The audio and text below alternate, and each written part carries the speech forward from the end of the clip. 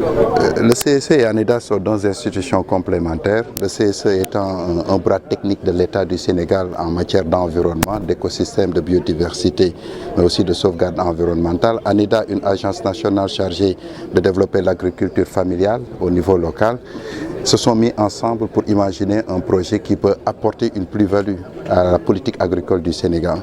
Nous le savons tous, le Sénégal, dans l'esprit de la souveraineté alimentaire, est en train de mobiliser pratiquement tous les leviers qui permettent d'accélérer la croissance agricole au niveau du Sénégal, l'agrobusiness, la transformation, mais il ne fallait surtout pas oublier le soubassement et le fondement de l'agriculture sénégalaise qui sont l'agriculture à petite échelle.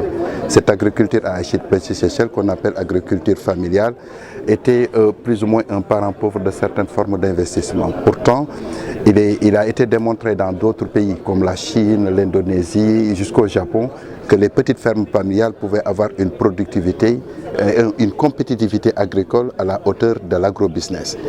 Beaucoup de produits alimentaires que nous importons des pays asiatiques sont produits par l'agriculture familiale.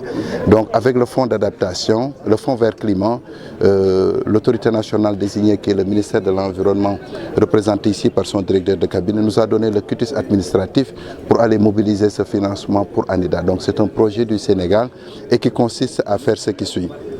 Tous les goulots d'étranglement des fermes familiales, que ce soit l'accès à l'eau, l'accès aux intrants, l'accès à l'énergie et l'organisation des chaînes de valeur, étaient des composantes que les communautés elles-mêmes laissées à elles-mêmes ne pouvaient pas satisfaire. Et l'objet de ce projet, c'est d'aller mobiliser ces 6,5 milliards de francs CFA pour travailler sur 8 régions du Sénégal pour démontrer que ces fermes familiales pouvaient être un levier de transformation sociale de notre pays. Donc nous sommes en train de lancer ce projet, mais si nous regardons derrière tout le cheminement qui a été suivi, c'était un projet qui était techniquement difficile à mettre en œuvre, à élaborer et à soumettre, et les procédures administratives pour pouvoir mobiliser ce financement, c'était des procédures assez longues, mais pas impossibles.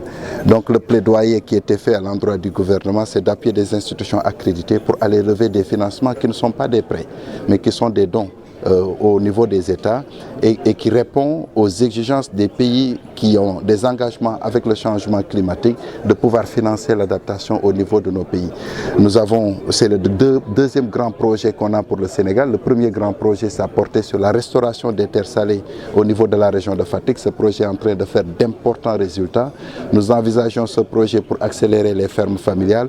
Et il y a d'autres projets dans le pipeline sur l'agroforesterie, mais aussi sur la réhabilitation des vallées mortes. Donc voilà l'esprit de la réunion qui nous a réunis aujourd'hui. Nous cherchons à toucher 100 fermes familiales et 40 fermes villageoises et à mettre à l'échelle le modèle qui est déjà éprouvé par ANIDA, parce que c'est un modèle qui a été testé par ANIDA. La philosophie de ces fermes familiales, c'est l'objet du travail que fait ANIDA au quotidien.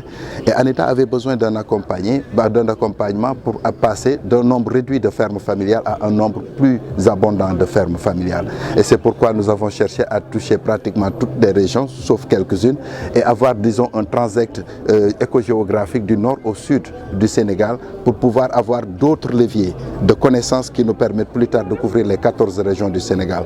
Donc nous envisageons de commencer avec ANIDA avec ces 8 régions, mais il est très probable qu'au fil du temps, on développera un projet pour toucher l'ensemble des régions du Sénégal. Donc pour l'instant, 100 fermes villageoises, 100 fermes familiales et 40 fermes villageoises.